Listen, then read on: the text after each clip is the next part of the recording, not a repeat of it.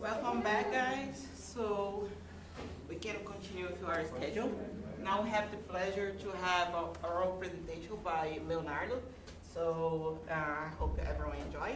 We need to short the discussion because we are behind the schedule and don't have the conference dinner. So there's a presentation after a short discussion and we can dinner together. Okay, so Leonardo, please. Thank you very much. So it's a pleasure to be here. Thanks to the organizers for the opportunity to give this talk.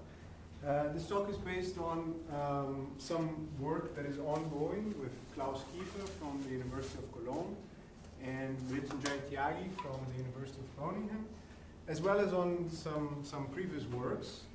And the topic is a framework to discuss the origin of time and probability in quantum gravity.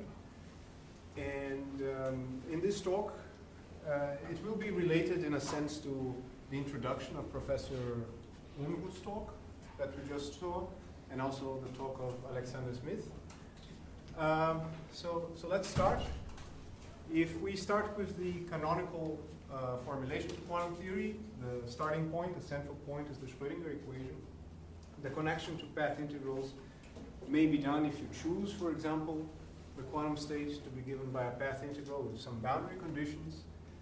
And in field theory, we have there the field theory action and the corresponding functional Schrödinger equation with a field theory Hamiltonian. So in the case of GR, if GR can be described as a quantum theory, then we would have a Schrödinger equation for the gravitational field. But due to diffeomorphism invariance, the quantum state cannot depend on arbitrary space-time coordinates, so it cannot depend on an arbitrary time label. And so we get the condition that we have a stationary Schrödinger equation. We have heard about this before. It's called the Wheeler-DeWitt equation, in which the Hamiltonian annihilates the quantum state. So this is really the starting point for canonical quantum gravity. And it's going to be the starting point of this talk. We want to understand if we can make sense of a theory based on this equation by taking the quantum state to be a direct representation of reality. Okay? So this is a linear equation, so it can be written as a superposition of different solutions or different branches. And so the topics that I would like to discuss today are related to, can we really construct a Hilbert space that takes into account the diffeomorphism invariance of the theory, and can we describe the branches that make up the wave function as semi-classical worlds by a suitable notion of decoherence? How does classical time arise in this picture? And also, what is the role of probabilities? What is the origin of the Born rule in this case? So before we go to the quantum theory, I think it's useful to discuss the key features of the classical theory. And so we are here in the setting of GR. We have a space-time manifold, and we have some fields on this manifold. We have a metric field, and we have the matter field. The theory is said to be background independent because the geometry is not given a priori, but it comes out as part of the solution to the theory. But there are some fixed elements typically: topology, the dimension of space-time, the differential structure, the metric signature. But the theory is also diffeomorphism invariant. And this leads to a sort of indeterminism in the classical theory that is really an indeterminism that is common to different types of gauge theories, which are theories that have local symmetries. And this can be understood, it's best understood in the initial value formulation of the theory. So if you fix initial values of the fields on some Cauchy slice, and you use the field equations to find the values of the field at some later time, you can apply a local symmetry transformation. In this case, it's a diffeomorphism. And because it is a symmetry, you apply it to a solution and you find a new solution, another solution.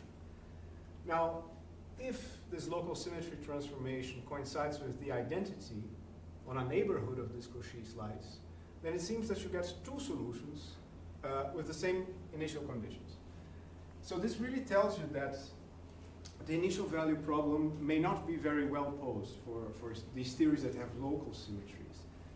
And a typical way to restore determinism, let's say, to restore a well-posed initial value problem, is to say that the quantities that you're interested in are invariant under the local symmetry. So in electromagnetism, we have gauge invariant quantities like the electric field and the magnetic field.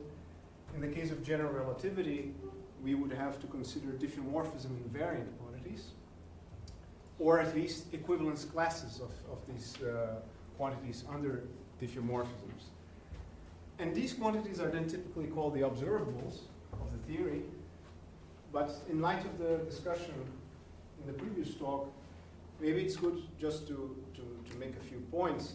In Young-Mills theories, electromagnetism, we have internal symmetries, right? We have symmetries that are not directly related to space-time points. In the case of GR, we have diffeomorphisms, which is in a sense an external symmetry.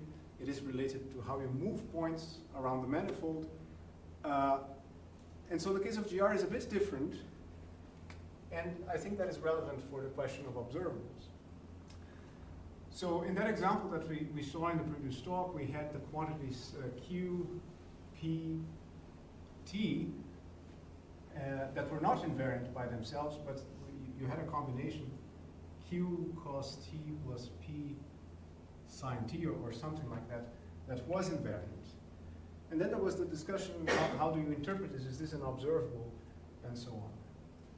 So there is this terminology in the literature due to Rovelli, in which these quantities here would be partial observables. And this would be a complete observable. And my this terminology, because in the case that you have external symmetries, so you're not really dealing with electromagnetism, you're not really dealing with Young-Mills series, you're dealing with GR, there seems to be no problem to consider that quantities such as these that are not invariant to be observable. They're not invariant, but they are observable. But they're not predictable, because the initial value problem is not well posed. So you cannot predict these quantities. What you can predict is a complete observable that really tells you the relation between these partial observables. And that will have a, in principle, well-posed initial value problem. So this brings us to the question of relational observables, and the key idea is that you have observers in local regions of space-time, and they record the dynamics of fields using a set of reference fields that function as sort of generalized clocks and rods. And so they can define generalized reference frames.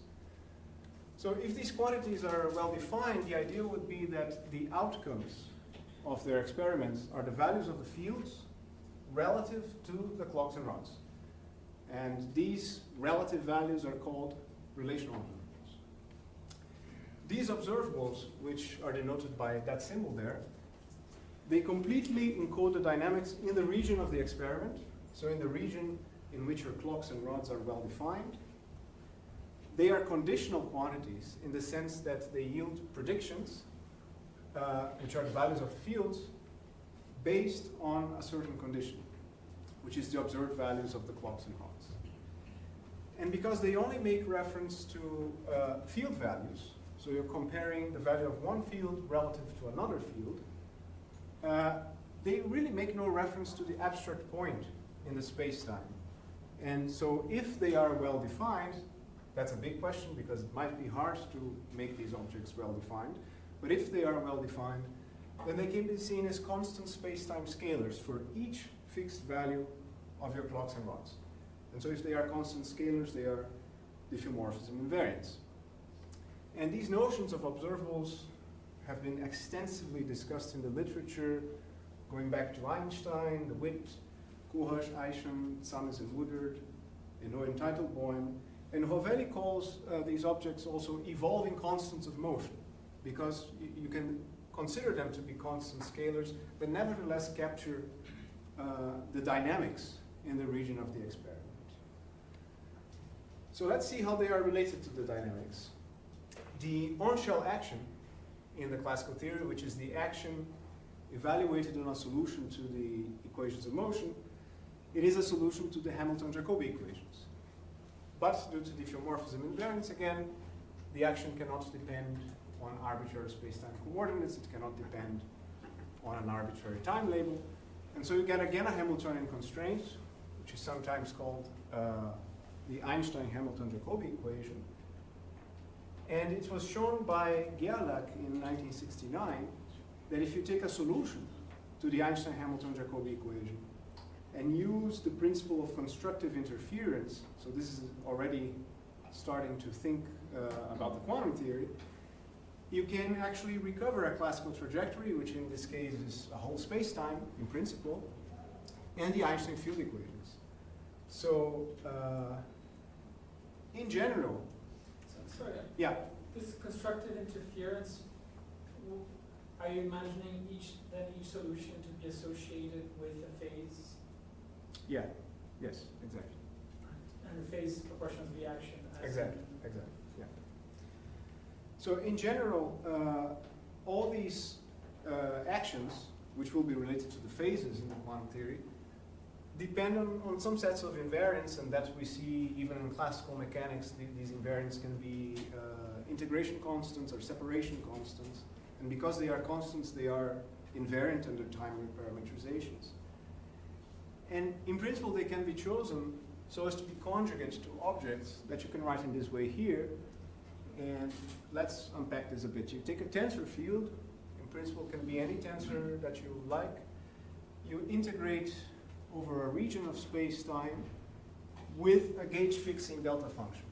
This gauge fixing delta function fixes the values of your clocks and rods. Okay? And you have a normalization that is the Faddeev-Popov determinant.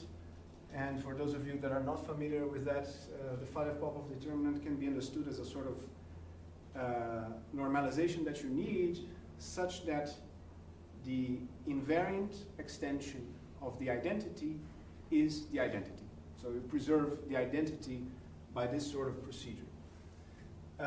So these objects are invariant, and they are typically non-local.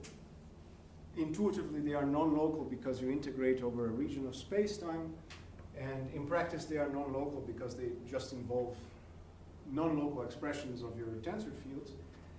But they have local seeds, which are the tensors that you input in that expression there. So one physical interpretation is that you take your tensor fields and you dress them with your clock and rod fields, and the result is an invariant object, a diffeomorphism invariant object. Yeah. So the thing about the Gerlach is that because you're only taking solutions to the Hamilton-Jacobi equation, which kind of represents the Hamiltonian constraint, it's a bit surprising that you get the full Einstein field equations. Is that right? From to get dynamics as well, just from the right. Well, you get a solution to the Einstein's equations, right, up to redefinitions of lapse and shift. So these objects are diffeomorphism invariant, and as I said in the previous slide, they do encode the dynamics, because if you take the variation of this observable with respect to the values of the clocks and rods, you find the observable of the variation of the tensor field. So these observables are gauge invariant extensions of non-invariant quantities, and they obey equations of motion that are gauge invariant extensions of gauge fixed equations of motion.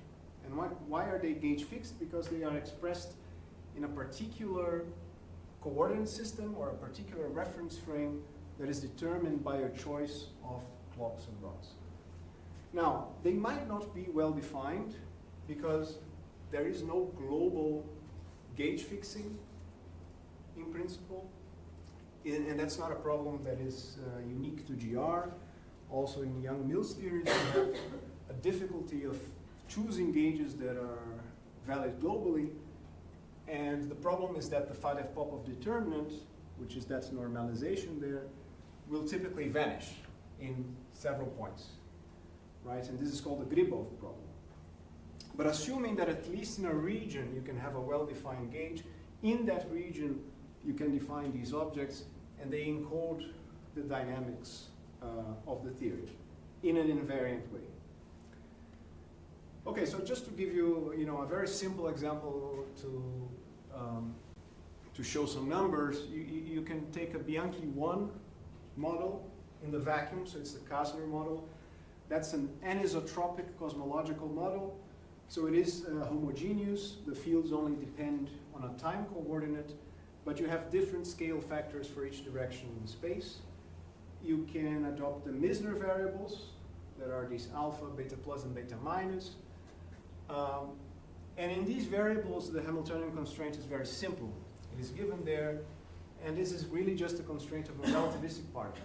If you look at it, it's a relativistic particle in 3 space-time dimensions without a mass.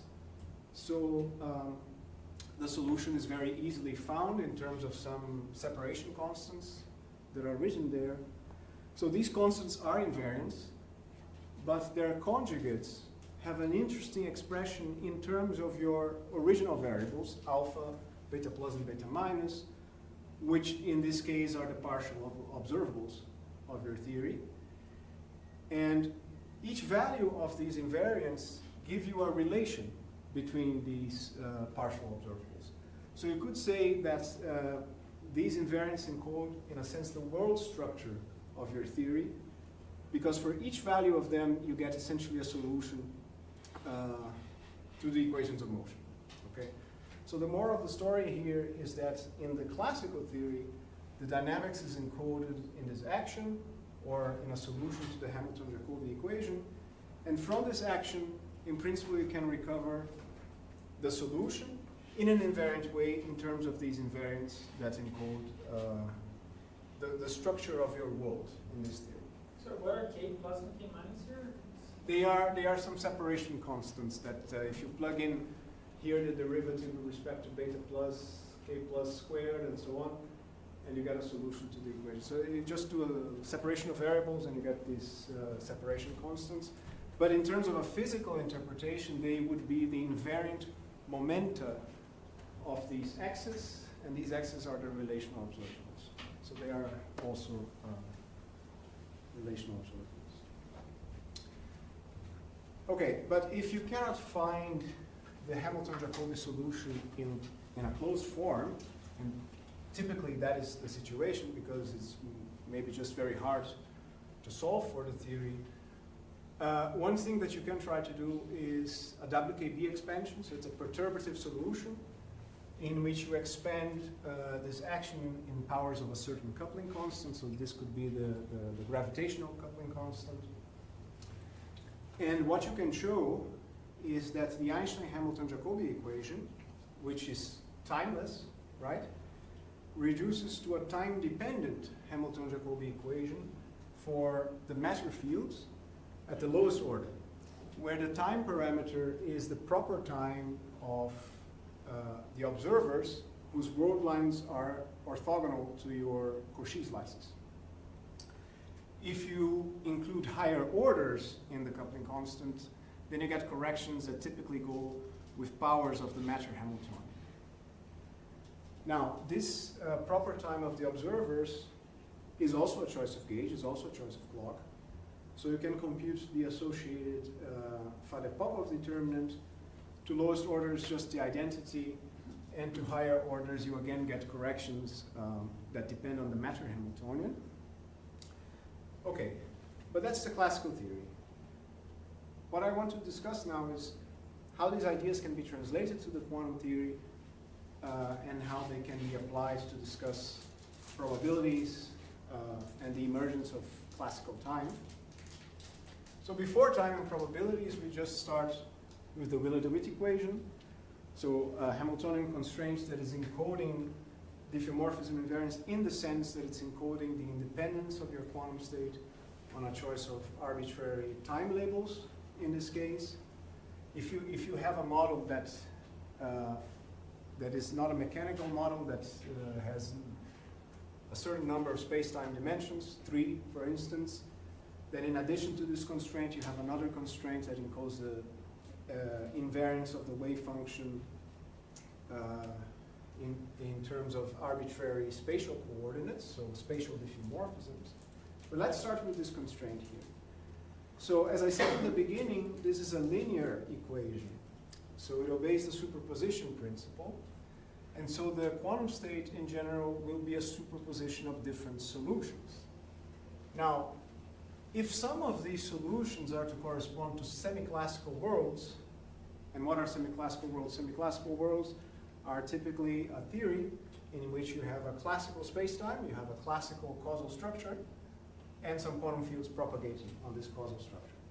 So if some of these branches are to correspond to semi-classical worlds, we need a way to determine the absence of interference between these worlds. So we would like to say that these worlds are in some sense orthogonal. Can I ask Yeah. a word that usually comes up when somebody says this expression, just to make sure you're not talking about this counterfactual? It's something completely different. No. I'm not invoking any of these notions. I'm just saying that the wave function is a superposition of many different solutions. If some of these solutions describe quantum field theory on a curved classical background, we would like these solutions to not interfere, because we don't see interference in the causal structure for us right now, right?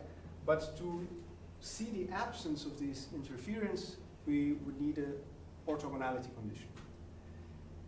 And besides that, we would also like to have a completeness condition. That is, we would like to know if there's a set of solutions that exhausts mutually exclusive alternatives in the sense of the possible events that the theory can describe. But so if you have these notions of orthogonality and completeness, then we really need an inner product, right? But we have just started with this constraint. H psi is equal to 0, so how can we define an inner product? So in the usual theory, where you have a Schrödinger equation and not a constraint, the inner product is determined by assuming a measure with respect to which the Hamiltonian is self-adjoint. Here we don't have a Schrödinger equation, so we need another way of looking for this inner product. So just to motivate, the physical states, as I said, can be seen as superpositions of different solutions. And since the constraint is the Hamiltonian, all of these solutions are zero energy eigenstates, right? So the total energy of the universe is 0.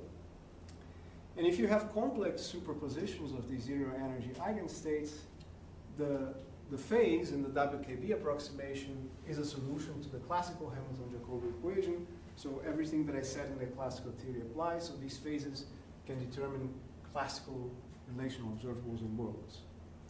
But to determine an inner product for these zero energy eigenstates, there is one procedure called the refill induction, in which basically you require all the different energy eigenstates to be orthogonal. So to be a bit more precise, what you do is that you assume that the Hamiltonian operator that is annihilating your state is self-adjoint with respect to an auxiliary inner product.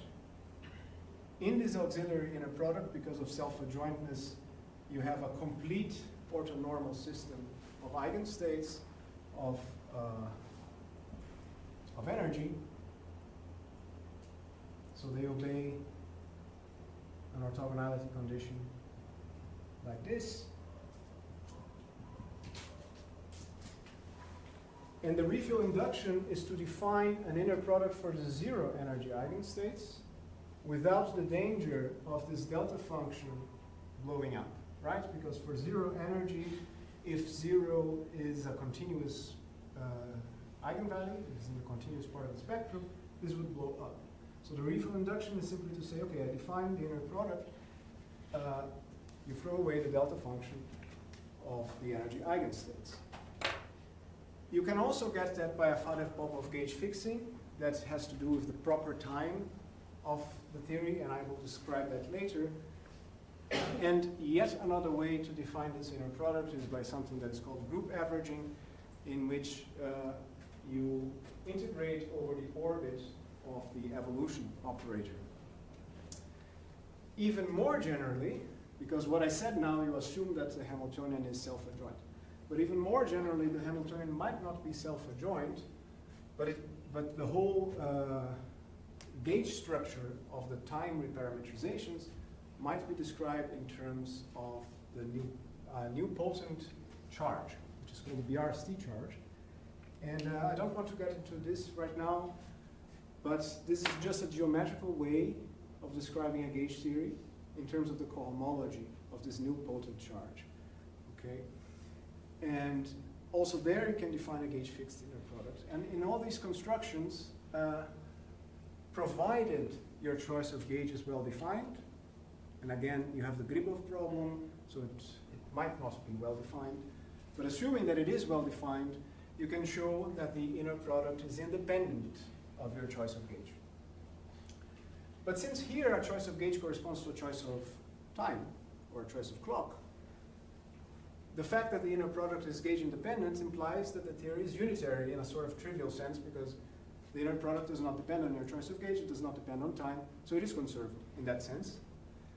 But even more, this inner product that you define in this way is invariant under general unitary transformations of the state. But now remember that our starting point was just h psi was equal to 0, and from that we define the inner product, having this h here. But then what we find is that what matters is not really the state, but its equivalence class under unitary transformations. Okay? Because these unitary transformations preserve the constraints and preserve the inner product. So each null energy solution, so each solution with a 0 eigenvalue, can be used to define a set of alternative relations. And that's just by definition, because as I said, in the WKB limit, in which the E equals 0K solution would have a phase, which would be a solution to the Hamilton-Jacobi equation, and with the classical theory we can define relational observables and the world structure. So each of your solutions to the Wheeler-DeWitt equation can be considered as a set of mutually exclusive alternative relations if they are orthonormal. If they're not orthonormal, we can consider a more general approach in which you have gauge invariant operators that are not necessarily orthogonal, they are gauge invariant. So they might form what is called a positive operator value measure, a POVM. And what I want to do is simply to say that the wave function is a superposition of many different branches. What is a branch? A branch is the image of your universal state by this invariant operator, by this thing that might be a POVM. Now, these guys don't need to be orthogonal, but they might be orthogonal in a certain approximation. So for certain values of the labels of the POVM, and for certain choices of state psi. This I call a decoherence condition, because we will see later on that it is actually related to a condition on the reduced density matrix of the theory. Okay? Now, I want to recover the Born rule in this approach. Of course, in the literature, there are many approaches to the Born rule and many, many subtleties that I won't be able to do justice now. But the only thing that I want to mention is that I would like to interpret the Born rule in the following sense. We have this theory in which we have the universal state written as a superposition of many different branches, right? Now, in some of these branches that might correspond to semi-classical worlds, you might have observers. And these observers might find themselves in a particular branch with certain probability. I want to interpret this probability of finding oneself in a certain branch to be the percentage that the branch takes of the total state. So the total state is a sum of all these branches, and each particular branch might occupy a certain percentage of that state. Now this percentage has to be a measure that depends on both the branch and the total state. And then I want to put some requirements on this measure. So what are reasonable requirements? Well, first I would like to say that it is a continuous measure, because I don't want this percentage to jump if I make tiny variations in the branches. Second, I want it to be an additive measure, because the percentage of a sum of branches should be the sum of the percentages of each branch. Okay, so I want to add this additivity requirement. And finally, because we saw that what matters is not the total state, but the equivalence class of the state under unitary transformations, I want to require that this measure be invariant under unitary transformations. Okay? So the additivity requirement automatically implies that if the branch is 0, then the percentage is 0. That comes from the additivity requirement. If the branch coincides with the total state, then I just normalize it to 1, because then the percentage is 100%. The branch is the total state, so it's 100% the percentage. And the unitary invariance, there's a nice paper by Stefano Gogioso, the reference is here in this previous slide, I can provide if you're interested, in which he shows that the unitary invariance implies that this measure has to be a function essentially of the inner product between the branch and the total state. Okay? Okay. But if now we use additivity again, and that was a requirement that was also used by Everett in his thesis. Now, yeah. So this F is the P sign, or it's a different thing? No. The peep psi is a function of this inner product. Right. And right now I don't know what this function is. Okay. I just know that it's a function of the inner product. Okay. But if it's a function that I'm assuming is continuous, Yes. and now the additivity requirement, together with the continuity, basically implies that it is a linear function. So I find that it is a linear function, and due to the normalization condition that if the branch is the total state, then this percentage has to be 1, then this normalization condition gives you this, which is the Born rule. So what have we seen? We have seen that we start with the theory of the Willett-Witt equation, in which we assume that this total state is a direct representation of reality, which is composed of many different branches. And we define this branch percentage, and we find that it's given by the Born rule. So if some of these branches correspond to semi-classical worlds that have observers, the probability that these observers will find themselves in this particular semi-classical world should in principle be distributed according to the Born rule. So now that we have the Born rule, we can define relational observables and discuss their statistics, right?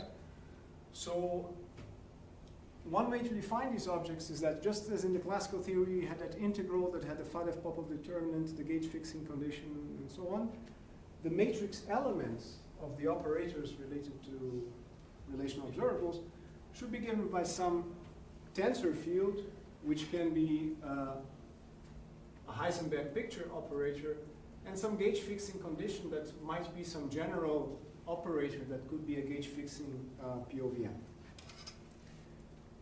So for example, for the proper time gauge fixing, you can define the proper time states in terms of this Fourier transformation of the energy eigenstates, and I believe we saw something similar to that in Alex's talk.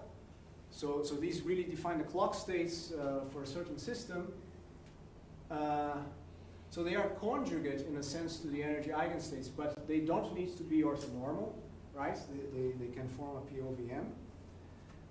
But what I propose is that in this case the relational observables are given by this formula here, And to unpack this formula, what is this? You have the gauge fixing POVM, which is this generalized projector onto the value of your clock. You have an anti-commutator of that with your tensor field, which is a Heisenberg picture operator, and you sandwich this between projectors onto the energy eigenspaces. Now this looks like a crazy formula, but I think it is well motivated for the following sense. In the particular case that the spectrum of the Hamiltonian constraint is the real line, this formula is actually equivalent to an integral formula that is the direct analog of that classical formula that you integrate over spacetime, right?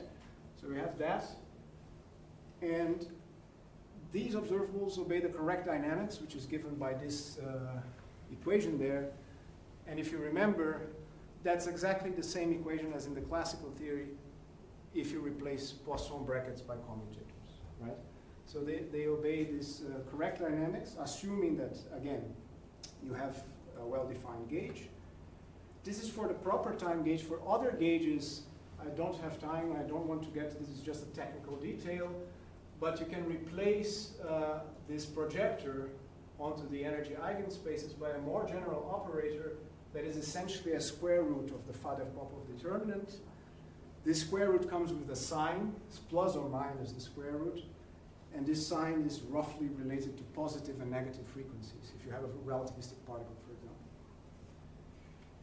Now, the Page-Wouters case can be recovered in principle as a particular case here. I don't consider that an interacting Page-Wouters case, as Alex talked about, but just a very simple, the original Page-Wouters case that you have a Hamiltonian, there's a Hamiltonian for a clock system, plus a Hamiltonian for some other system. You can in principle define a clock proper time gauge. How do you do that? You define the clock POVM for this Hamiltonian, just as in the talk by Alex this morning, and you fix the gauge in this form here for the clock proper time. And then the relational observables that you obtain obey the usual Heisenberg equations for the system. So this is in a sense, this is a Heisenberg picture version of Page and Wouters.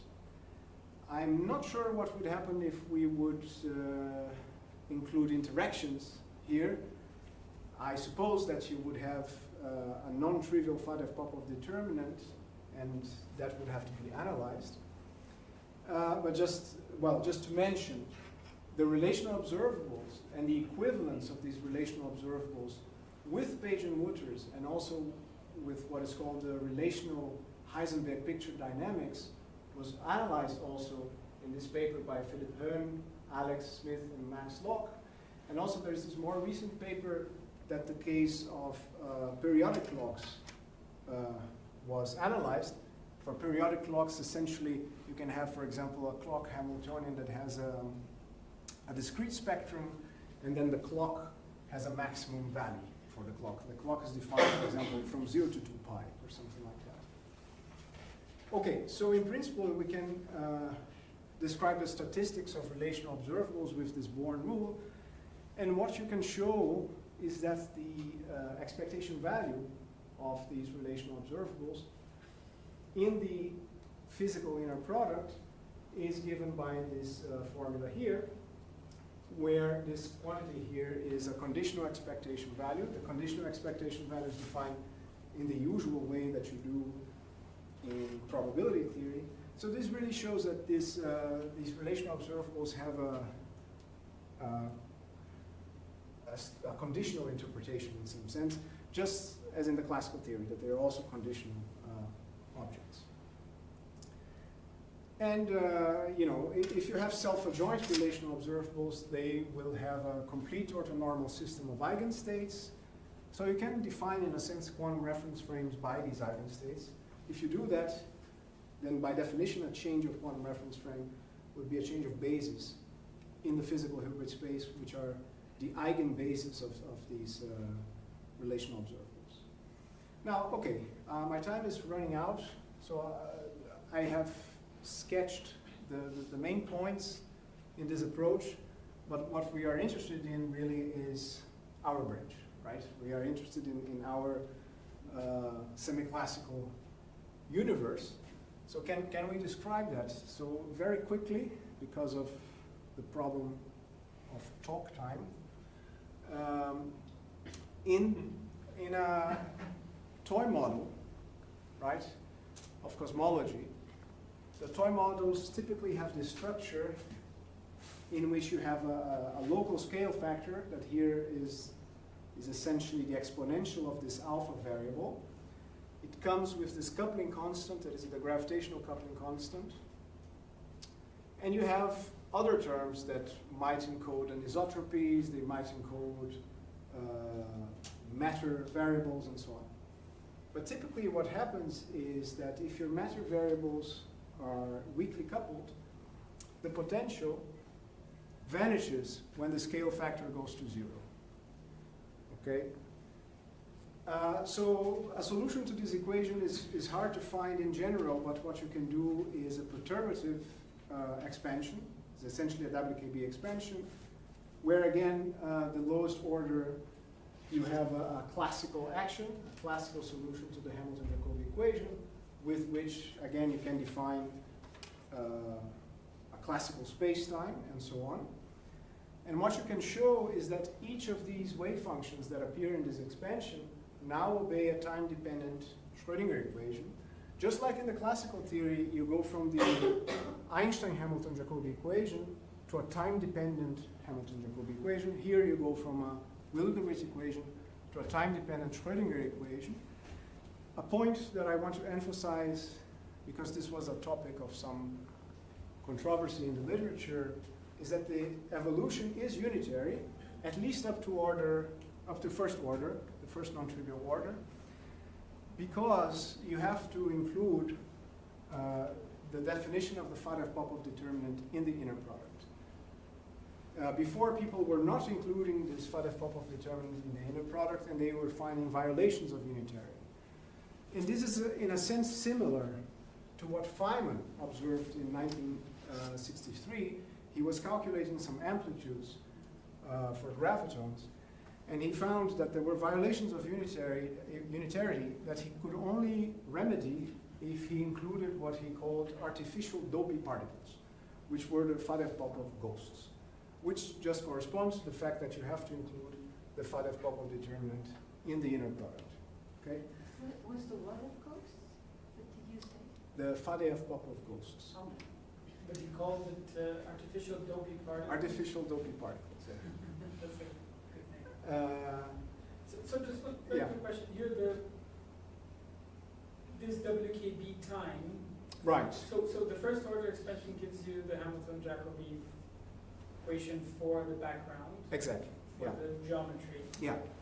And what is the WKB time? It's one intrinsic, depends on the geometry. Yeah, right. So the WKB time is typically defined in terms of the gradient of this phase. So typically it's something that is defined like this. You have some configuration space metric, the DeWitt metric, and it's defined in this way. And if you compute that, that will give you the proper time of the observers that go with world lines perpendicular to the Cauchy slices. But you can actually generalize this by including an arbitrary lapse here. And so in principle, you can get any time that you want. But I thought this was mini superspace, or? In mini superspace, but you can put an arbitrary lapse in mini superspace, and then you can get any mini superspace time that you want. So this is a lapse, it's just a real value. It's not Real value, yeah. It's not a function of the full No. surface.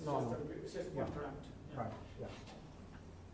Well, I mean, it could be a function of, Is it a function of space as well? it could be a function of your mini superspace variable. Okay, but it's not a function of, it's not infinite dimensional. So No, it's not infinite dimensional. I think, if you reproduce these formulas formally, you could do a similar thing in infinite dimensions, but then it's just formal. There's no. But anyway, so just to finish, then the physical inner product at the lowest order coincides with the standard Schrödinger inner product for matter. And in that case, at this order, you can show that these different branches decohere. This was shown in a paper by Klaus Kiefer in a particular toy model. This is not a general derivation, but there is a particular toy model in which these branches can be shown to decohere, and the inner product between each of these branches, you compute it and you can show that it is essentially proportional to the reduced density matrix of your matter variables at this lowest order. And so the fact that these branches have to be orthogonal corresponds to the fact that the reduced density matrix has to be diagonal. Okay? And okay, I think my time is over, but just to finish, I think you can also discuss the error of time, and I think that this is might be related to the talk tomorrow by Enrique Gomez in a sense, because the Hamiltonian can be thought of distinguishing a direction and configuration space in the sense that, as I said, the interaction potential vanishes for small scale factors. So you can sort of adopt a boundary condition that in that region of small scale factors, so this is really a conditional configuration space. It's not necessarily an initial condition in time. It's just a condition in configuration space. You can say that the Wheeler-DeWitt solution is an unentangled state because the potential goes to 0 in that region. So you can consider that you have a boundary condition that the state is totally factorizable, it's unentangled. And then you can speculate whether the entanglement entropy would grow towards regions of a larger scale factor. This functions as a sort of timeless past hypothesis.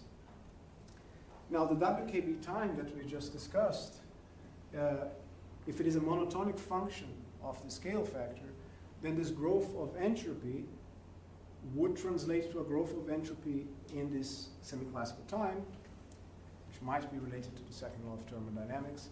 So this is a very speculative idea, but at least there's a very crude toy model in which you have a Friedmann universe with two scalar fields, and you solve the Wheeler-DeWitt equation perturbatively, and there is an approximation to the entanglement entropy, which is the linear entropy, and it has the correct behavior that it grows with the scale factor. Okay.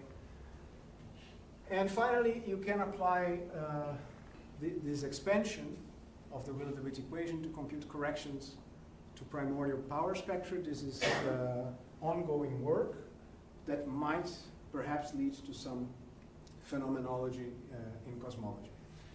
So, okay, so just to conclude, what we discussed today is one framework in quantum gravity in which you start with a universal quantum state, which is the psi up to unitaries, and it leads to a weighted set of world structures. The theory starts with just the constraint, so there is no preferred time causal structure background, but these things emerge via a decoherence of branches. And in particular, as I just said, there might be a distinguished direction in configuration space and decoherence between these branches. No? So this might explain the emergence of time and its arrow from a timeless relational theory. And of course, there's a lot to be done still, basically related to increasing the rigor of the calculations beyond homogeneous cosmology approximations to really, as Enrique was saying, infinite dimensional cases, right? But that's it. That's the general idea. Thank you. Thank you very much.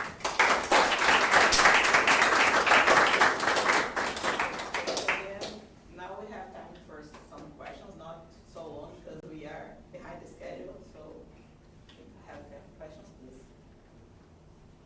I asked a bunch already. You just mentioned, I would like you to explain a little bit about how the arrow of time emerges from, timelessness,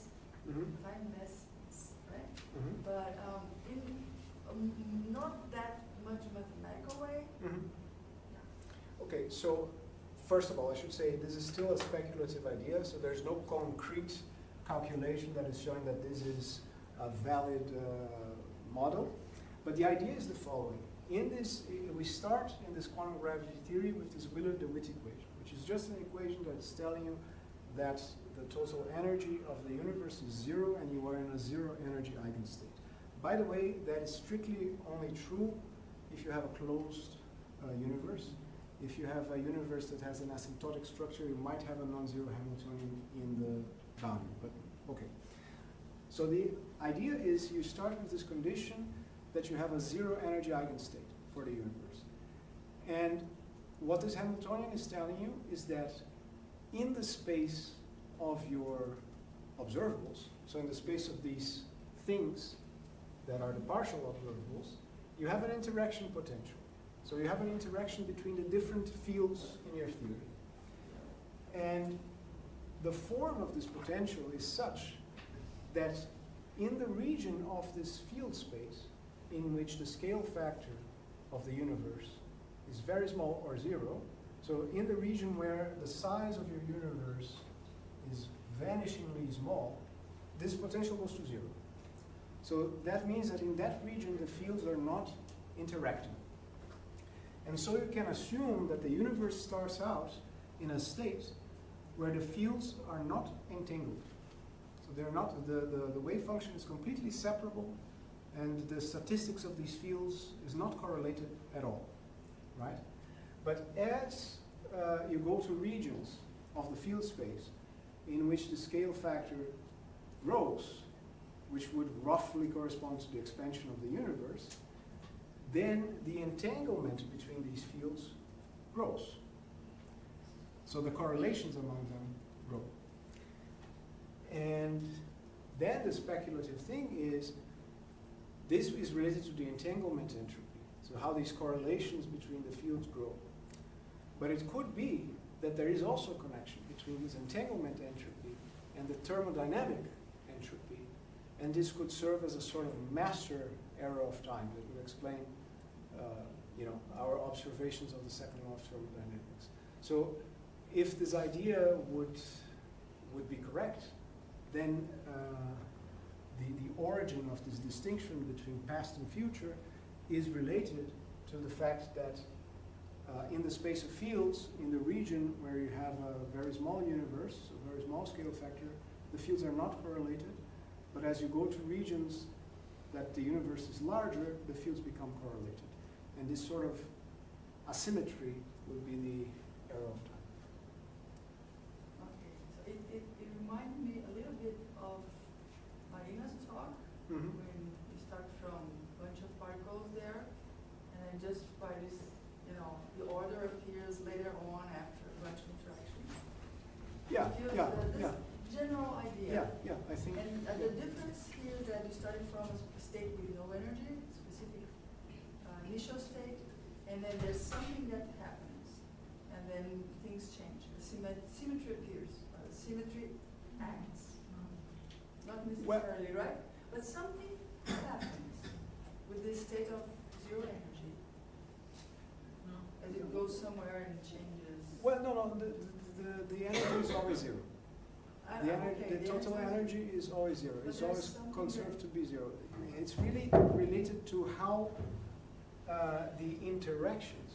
It's always zero because matter can have some positive energy, gravity can have some negative energy, and they sum to be zero. Right. But the point is that the interaction potential is such that that you can assume, perhaps, that you start with a state in which there are no correlations between your variables. And by start, I mean when the universe is very small. And then when the universe gets very large, even though you started with zero correlations, in a sense, you go to non-zero correlations. Yeah, my point is just this step, right? From zero energy to and then to the other one. So in the middle, there's something happens.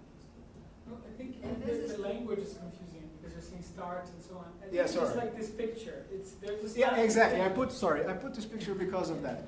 You start. I was wondering why. It's very nice. You start with. You don't start. There's just a Yeah, region there's no where- start. Sorry, the language. Yeah. There's a region, right? There's a region in which you don't have correlations. Right. Then as you progress in the space of fields, there is other regions in which you can have all these branches Each branch would be a semi-classical universe, and in each of these branches you have correlations. So here, if you will, the correlations are these colors here. So you have correlations here in all of these branches, but in this region here you don't have any. I see. So, But the point is, just finished, you say at some point there must be some correlation, right? There must be those colors. yeah, At they some point, emerge. They emerge. emerge. Yeah. So I think what is behind that, those colors may be what we call, the origin of the arrow design. Yes, That's what yes. I'm saying, The right? idea is that. But we That's really the don't idea. know what make the colors. That's the point. At this point, we don't know. Yeah, Right? yeah. That's It's fair. speculation. Yes, that's fair. Yeah. I got it. But this is analytical, everything is analytical, you don't have numerical. I didn't do anything numerical here. So when you cannot do it in closed form, you resort to some kind of perturbation theory. Of course, also that one has to be careful because a lot of these perturbative series are technically not convergent, right? Because they have it's analytic expansion and so on. So in terms of the mathematics, one has to be really careful to do things properly. But there was nothing numerical, although you could do also something. Just for the CMB, because you were saying you might be wanting to compute the observables, there is this idea of the separate universes approximation, because when you're computing the very low multiples, like the dipole and the partipole, you don't know how to start your perturbations to compute the spectra. So this is work by David Life and Sasaki. All those you might want to import. The loop quantum cosmology also has this formalism, but I don't think you'll be able to use it in that sense. Yeah, no, I mean, there are a lot of works in different approaches that compute in one way or another corrections to the power spectrum, and then they try to see if that can... we were just talking about Gianluca Calcagni. Yeah. I did it with him for the inflation in quantum cosmology. Right. Like a long time ago. Right. So Difficult. yeah. So there are a lot of approaches. The only thing about this one here is that you really don't do much. The only thing you do is that you start with the relativity equation and you do the sort of WKB approximation, but it's not a WKB in H bar, it's a WKB in kappa, the gravitational coupling constant. And then you get an effective Schrödinger equation for your Mukhanov-Sasaki variable, say. Yeah. Okay, with a corrected Hamiltonian. And this corrected Hamiltonian will then lead to a correction to the power spectrum. So the 0 here is the usual power spectrum, and then it's multiplied by 1 plus corrections, right? And the kappa here is this G as a period. So you can construct these things. The problem with this is that, first of all, these are very small corrections. And also, they have a dependence here on conformal time. This eta here. Yeah.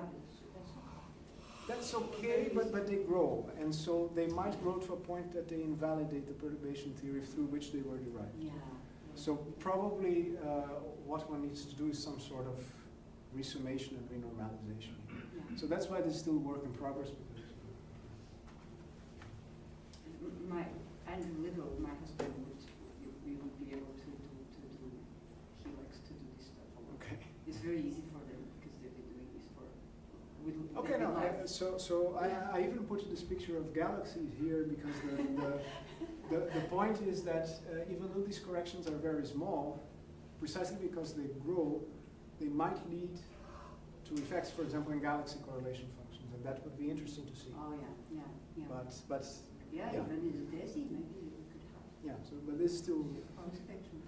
So just to be fair, Professor, you can go and we can follow everyone also with hand up and then we finish. Okay, we have 4 questions. Henrique, Alexander, Mateus, and Mirke.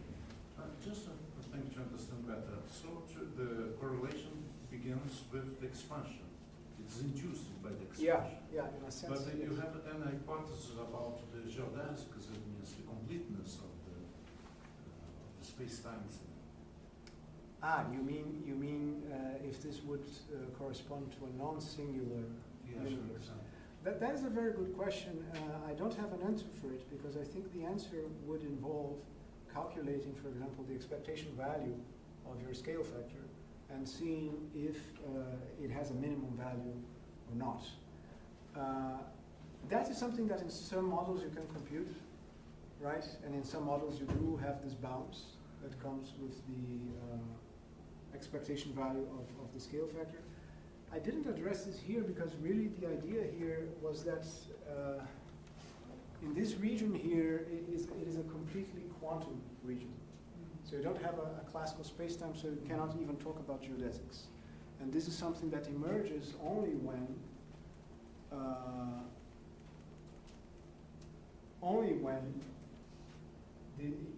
this expansion is well defined, because this expansion is not well defined everywhere in configuration space. It's defined in certain regions of configuration space, and in the regions of configuration space that it is well defined, you can have a classical background. And this classical background corresponds to one solution in which you can do geodesics. But in that other region, Okay. it's a fully quantum region, you don't have a classical space. So it's not necessary to talk about the geodesics in this case. In principle not, but as I said, since you do have an inner product, we could try to compute the expectation values of quantities, and then in particular for the scale factor, you could see if it has a minimum value or not.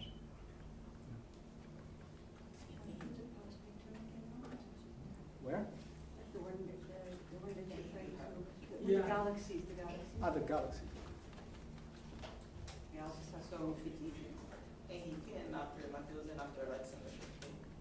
So, I was just wondering here, and I don't know why this is only occurring to me now, and it might be because it's completely misguided thought. But in this picture, when you have basically the WKB expansion, and you solve it order by order, essentially, to find these different conditions. I'm just wondering, because when we talk about these things that appear at a certain scale or a certain, are these up to go back to Bill Unruh's questions, which I was rejecting, but now I'm kind of resuscitating. Are these quantities by themselves diff invariant? So, see what I'm saying? So can we talk about something that shows up later as diff invariant? Because the diff invariance, the symmetry is supposedly running over the full thing. And maybe perhaps a different way of saying it is that if individual terms in this WKB expansion, since they only satisfy the... I think I understand Yeah. your question. I think. Please Yeah. correct me if I'm wrong. Yeah. But if I understand you correctly, that is a very important point, and it's something that I am trying to worry about now.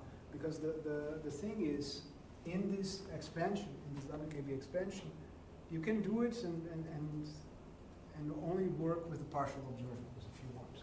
Right.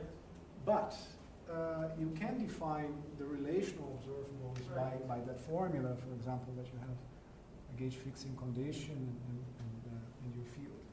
And the point is, at least in some simple cases, but I think it should hold in general, but I don't want to make any claims now, but you can see that when you do this expansion, you can consider that this expansion goes for each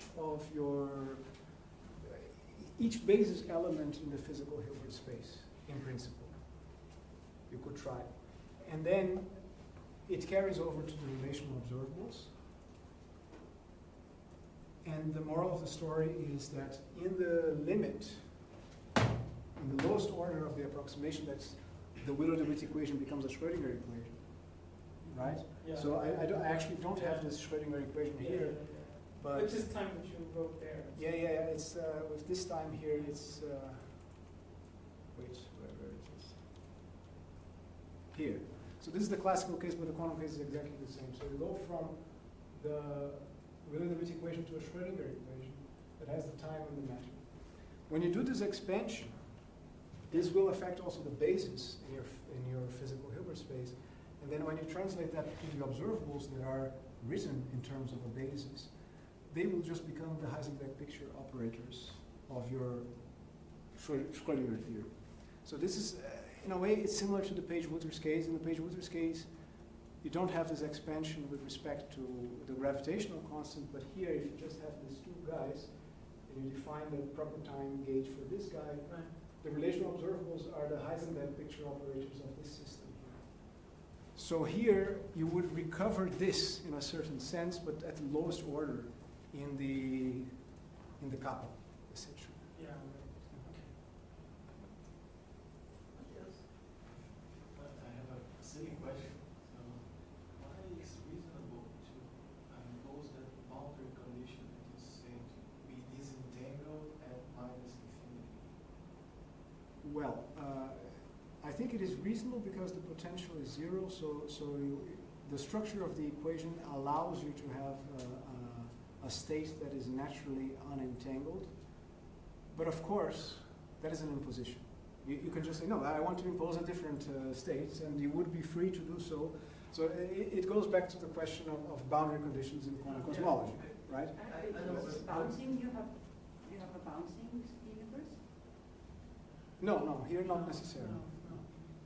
But I was thinking that if you have a particle, free particles, I don't know, you have something that is expanding. So my intuitions think that maybe they will behave as free particles in the far future, not in the. No, that could be the case. It's just that at least, in the Wheeler-DeWitt equation, for minimally coupled matter, if you have non-minimally coupled matter, you could have some different things. But for minimally coupled matter, you typically have a determinant of the spatial metric, which is the metric on your Cauchy slices, multiplying some matter potential. When this guy goes to zero, the interactions go to zero. So it's in that sense that when your local scale factor is really small, you're turning off all the interactions. And then you could impose that unentangled state. But that is a choice. There's nothing in the theory that really forces you to do so. So you could choose another one, but then that's why I said this is like a timeless past hypothesis. Because in the traditional past hypothesis, correct me if I'm wrong, but you sort of assume, okay, you start with a low entropy initial state. You could question that, but why do you start with a low entropy? So here is a similar thing. You start with a state that is not correlated. You can still ask the question why, but it's a choice. Okay. So guys, just one more question because we are kind of behind this time. So Actually, my question was actually very similar to this last one. And I was wondering, related, I have more questions, but I won't ask those. I guess it's kind of what you're saying, is the form of the constraint isn't forcing its solutions to be disentangled at a small scale factor. It's not forcing. Okay. It's not forcing because it's a linear equation. So any two solutions, you can sum them and it's still a solution. So you can, but you can choose a solution. I'm just wondering if there is a model where for small scale factors you could make this state would be. But anyway, I think you answered my question. I don't want to. But I mean, it can be boundary conditions. I mean, the Hamiltonian doesn't determine its boundary condition. Right. Maybe we can talk more about it. sorry guys, the time here is a problem. So thank you again for our speakers.